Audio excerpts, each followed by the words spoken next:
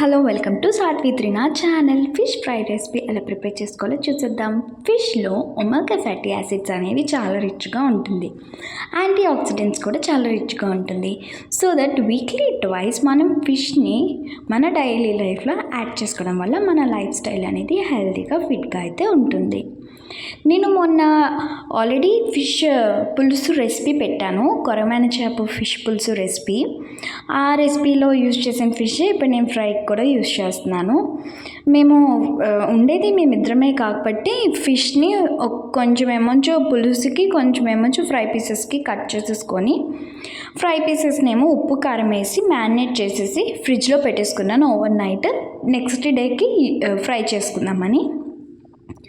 ప్రాసెస్లోకి వెళ్ళిపోదాం. ముందుగా ఒక ప్లేట్లో అల్లం వెల్లుల్లి paste, 2 tablespoons of cornflour, 1 tablespoon of maida, కొంచెం కొత్తిమీర, కరివేపాకు, ధనియాల పొడి, ఫిష్ ఫ్రై మసాలా యాడ్ చేసుకొని, కొంచెం ఆయిల్ యాడ్ చేసుకొని, కొంచెం little bit of water add చేసుకొని మంచిగా మిక్స్ చేసేసుకొని ఫిష్ పీసెస్ని దాంట్లో మిక్స్ చేసేసుకోవాలి. మిక్స్ చేసేసుకున్న తర్వాత స్టవ్ ఆన్ చేసుకొని ప్యాన్ పెట్టుకోవాలి. దీనికి ఐరన్ ప్యానే వాడండి. అండ్ ఫిష్ని డీప్ ఫ్రై కాకుండా ఒక్కసారి నాలాగా షాలో ఫ్రై టేస్ట్ చేయండి. జ్యూసీగా టేస్టీగా అయితే ఉంటుంది అండ్ హెల్త్కి కూడా మంచిది.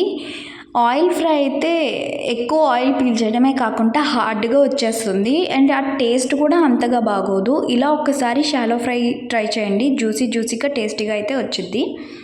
స్టవ్ ఆన్ చేసుకొని ప్యాన్ పెట్టుకొని ఆయిల్ యాడ్ చేసుకొని ఆయిల్ హీట్ ఎక్కాక ఫిష్ పీసెస్ని అయితే యాడ్ చేసుకొని రెండు పక్కల ఎర్రగా వేగనివ్వాలి. ఎర్రగా కాల్చుకున్న తర్వాత స్టవ్ ఆపేసుకొని సర్వింగ్ ప్లేట్లోకి సర్వ్ చేసుకొని సైడ్ డిష్కి ఆనియన్స్ చాప్ చేసుకున్న ఆనియన్స్ అండ్ లెమన్ స్క్వీజ్ చేసుకొని తింటే ఉంటుంది చారి గారు, చాలా టేస్టీగా ఉంటుంది. ట్రస్ట్ మీ, చాలా యమ్మీగా టేస్టీగా అయితే ఉంటుంది. Do like, share, support my channel Saatvi Trinath. ఇంకా మంచి రెసిపీస్తో మంచి కంటెంట్తో అయితే నేను మీ ముందుకు వస్తాను. Stay tune for my videos. Thank you for watching. Bye.